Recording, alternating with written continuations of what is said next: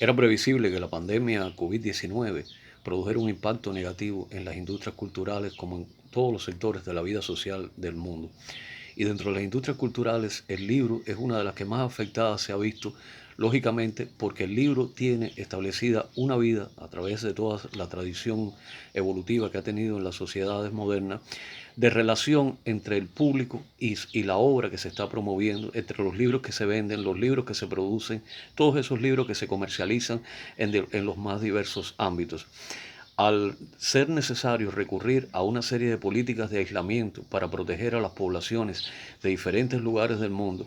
es obvio que se rompen las relaciones tradicionales que existían, las formas tradicionales, los eventos, los espacios, donde el libro se podía comercializar libremente para que accedieran las poblaciones a él. En Cuba esto se manifiesta, por supuesto, como en todas partes del mundo, como muy bien se refleja en un informe que hizo hace unos meses el Centro Regional para el Fomento del Libro y la Literatura en América Latina y el Caribe, donde se refiere a todos los impactos negativos previsibles que podría tener la pandemia para la promoción de la lectura.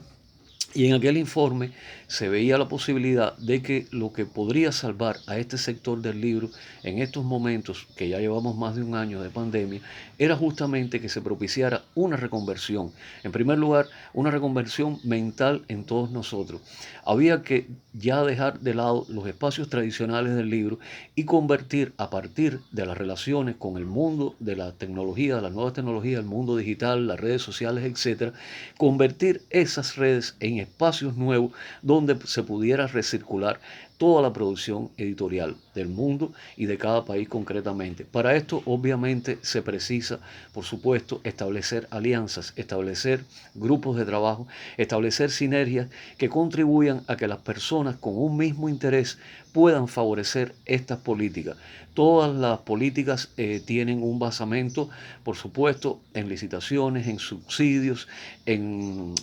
obras que se priorizan para planes de estudio, para eventos, etcétera. Bueno,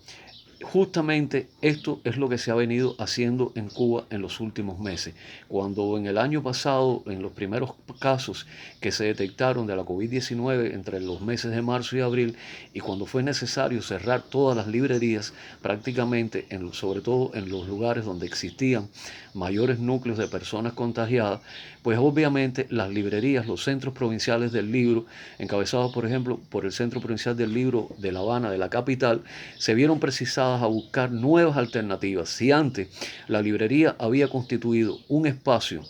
a donde iba el presumible lector, el comprador, el usuario, pues ahora justamente había que hacer todo lo contrario. Había que transformar la librería en un punto de envío de libros a las personas más vulnerables, más lejanas y a la vez más interesadas en acceder a la lectura.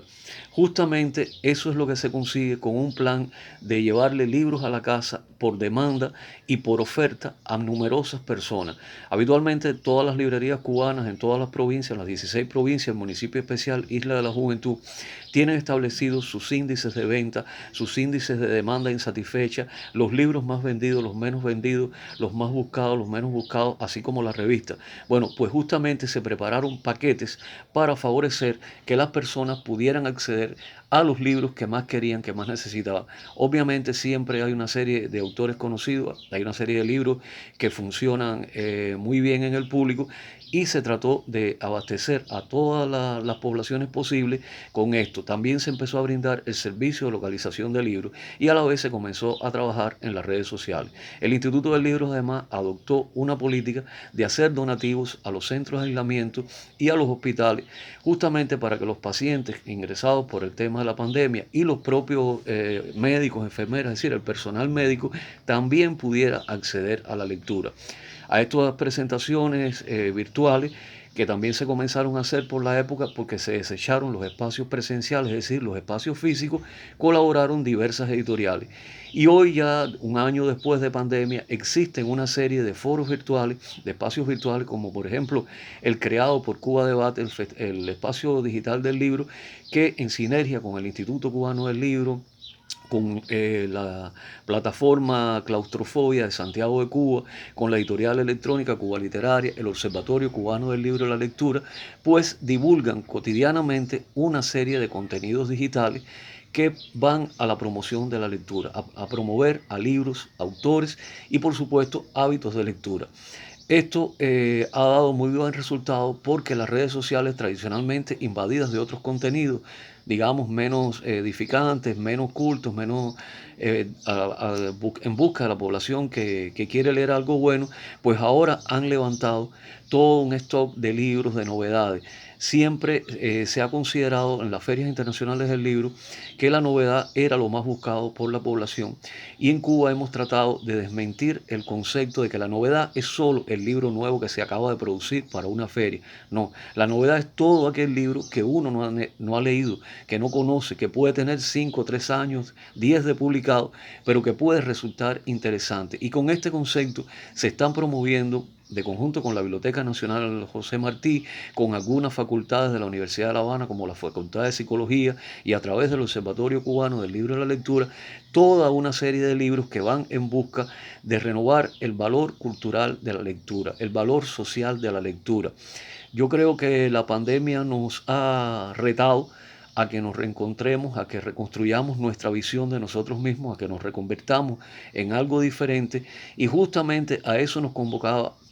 el CERLAL, el Centro Regional para el Fomento del Libro y la Lectura en América Latina y el Caribe. Nos convocaba a buscar alternativas, a buscar nuevas formas de existir, nuevas formas de convivir y por supuesto nuevas formas de establecer alianzas entre todos los gestores de política que tratan de difundir el valor del libro. Creo que estamos en un momento de despegue, en un momento bueno, que no se puede asumir una visión derrotista de este tema de la pandemia, que muchos de los espacios que eran presenciales se han convertido ahora en espacios virtuales, en espacios donde puede funcionar perfectamente, el público puede interactuar con ellos, hacer like, hacer comentarios, hacer sugerencias, y de esa manera se ha prohibido, se ha vetado por completo el concepto de que se produjera un apagón cultural. No hay apagón cultural en nuestras mentes, no hay apagón cultural del libro sobre todo y de otras manifestaciones de la cultura en las redes sociales, y por ende no lo hay en la vida de una nación.